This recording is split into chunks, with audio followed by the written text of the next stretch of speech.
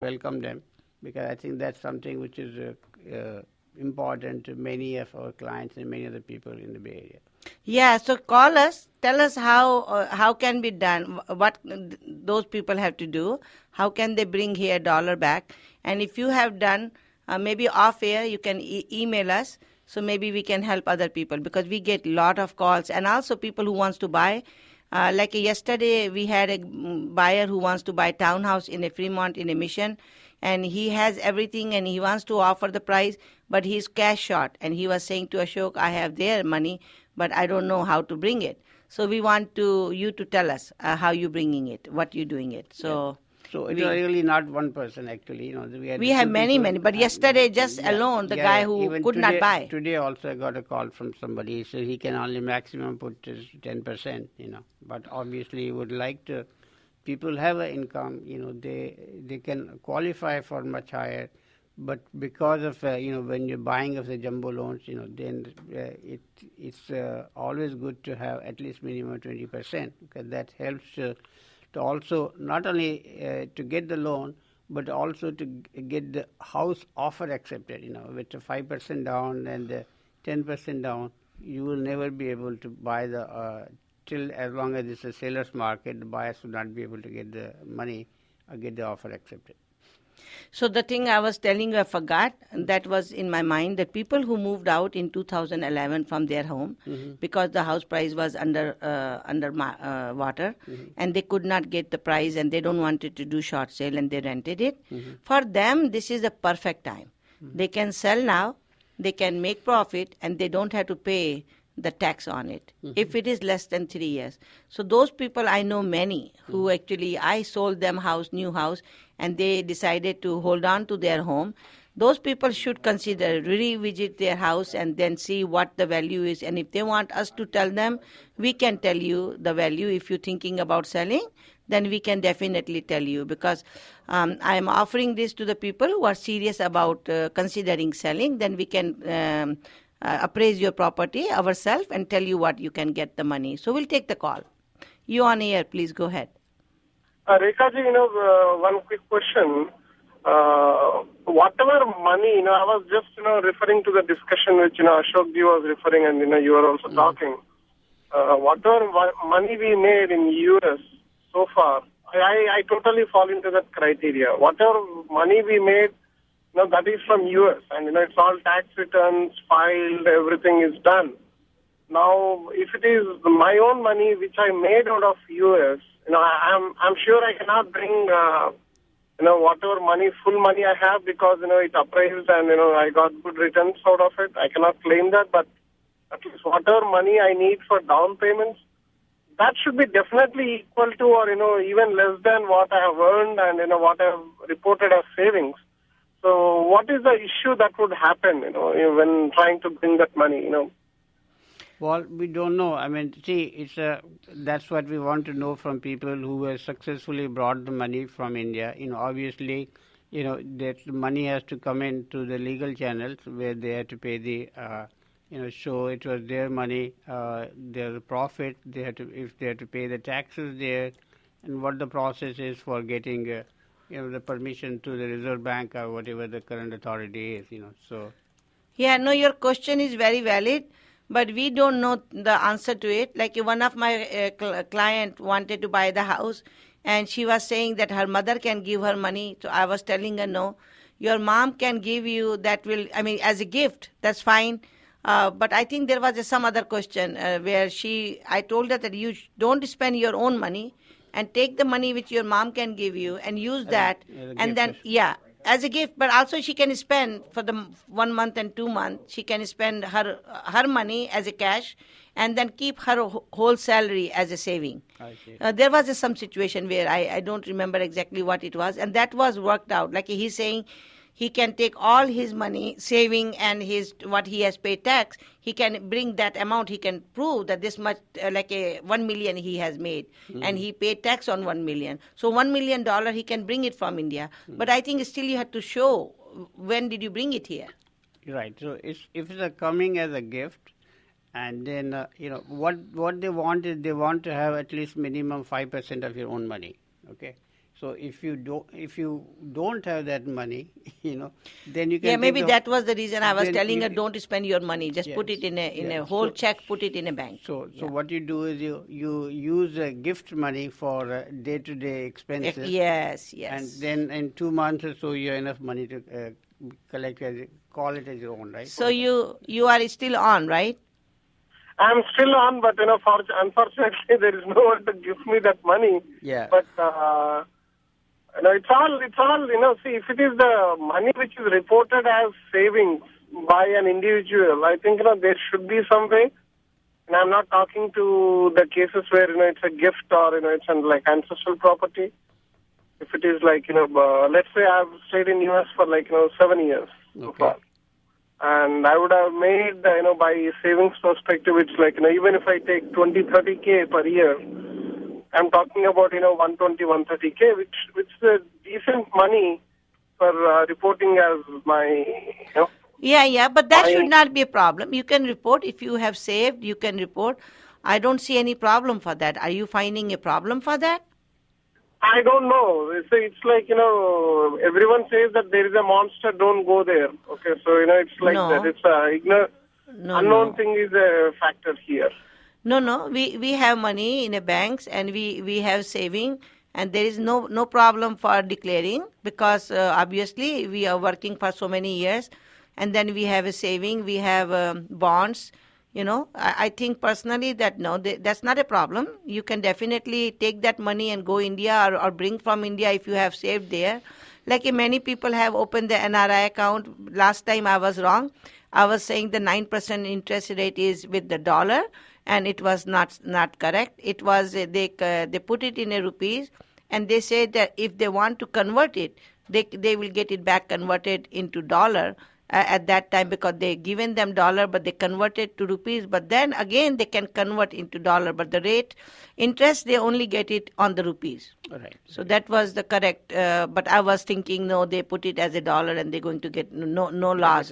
So if they Okay. so no, I think you can have that money. It's your money. Nobody can deny that. Yeah, and the last thing that would happen is double taxation, because it's already taxed and paid. I believe it should not be taxed. No, I think there should be some way to it. No, I think it's not No, a double no, taxation. not double. Because whatever tax you pay in a foreign country, when you bring that money, then the amount of tax that you paid, you get the credit for that. Deducted, yes. And then only remaining tax, like if you are in 30% and you pay to Indian government 10%, then you only have to pay 20%. Right. Okay, got it. Yeah, exactly, yeah. Okay. Thank you, Rekha. Thank you, Ji. Thank you so much for calling. And that was a good question. And we actually have still a lot of time. We still 6:42, and we can talk to you up to 6:57. So go ahead, call us and give the number. Go ahead, number. 408-912-5565 is the studio number. And also let me give our numbers. If you want to call us after this, you can call Rekha at 510-754-4242, and you can call me at 510-932-2452. You can also email me at chatwani.ashok@gmail.com, and Rekha's email is rekha@rekhachatwani.com.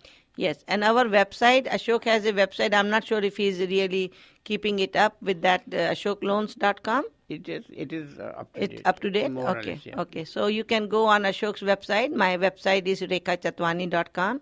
On my website, you're going to find many gadgets, including the blog for the API, and every school's rating is there, and the API numbers are there. So if you are looking, if you know which school your house comes under, then you can see the API score there.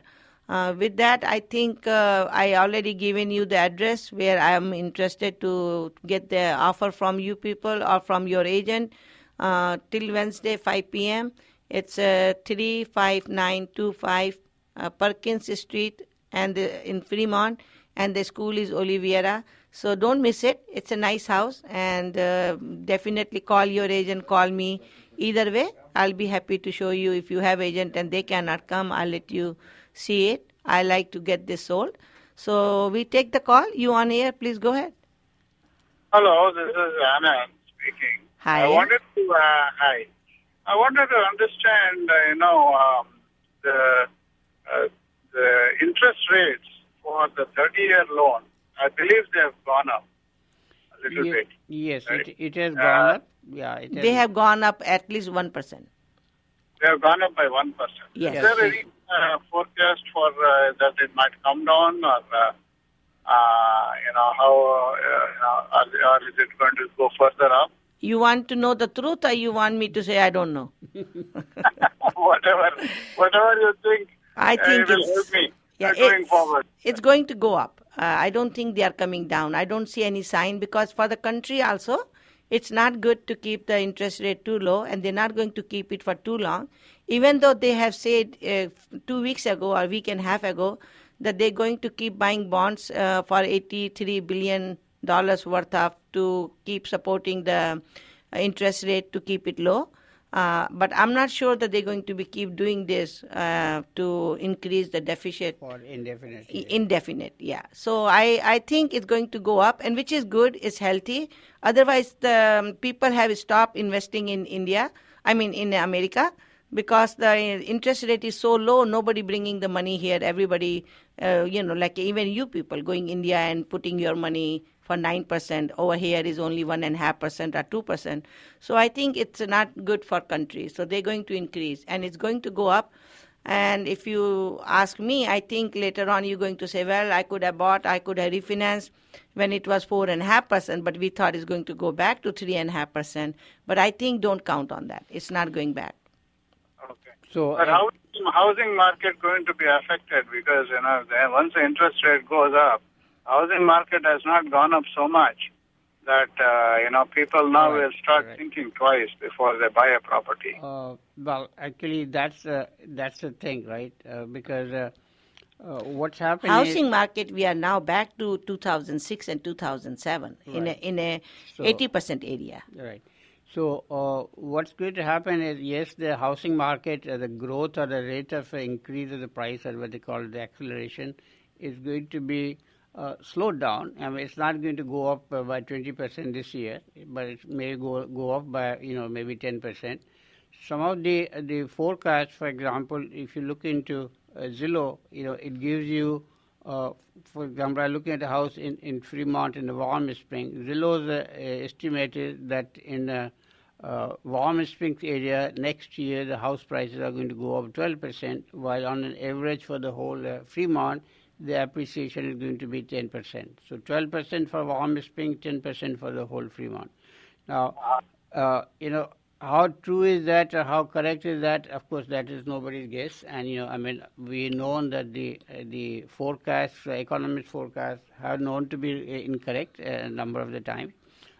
But the reason right now, the feeling is that even though the interest rate is going to go up, the housing market would continue to go up also, but of course not at the same rate as it has gone up now. Ashok, I want to bring one more sentence here. Many buyers who buying now 600 to 800,000 worth of house, they can actually buy, even for today's interest rate, they can buy up to $1 million, 5 times of their salary, because they're mostly people, maybe who we are working. They are 200,000 their salary per annum, right? Yeah. So they can. So the power is still there. When 2007, people were paying 6% and 7% interest only, where we bought the house in Dublin. Now actually is 4.5%. It's still lower, and then prices are still not there where they were before. So the power still is there among the peoples who are still can buy more than they are buying. So I think the interest rate, even if it goes 2% more, still people would be able to afford. Maybe if not 2%, but maybe 1% or 0.5% this year, another 0.5% next year. So. I see. So what do you think? Do you want to share your thoughts? Yeah, no, what I was thinking is overall it's only in the Bay Area all this hefty market has lifted up in the housing section, but in all over the country it is not the same. Now people are still struggling to sell their houses. That and with interest prices going up, that is going to become even worse, right? I mean, people who could afford now they may not. But isn't it true? And all these areas, houses are just sitting there. That is true. That's true. That there are areas of the pockets of the country where there's a in the Midwest or maybe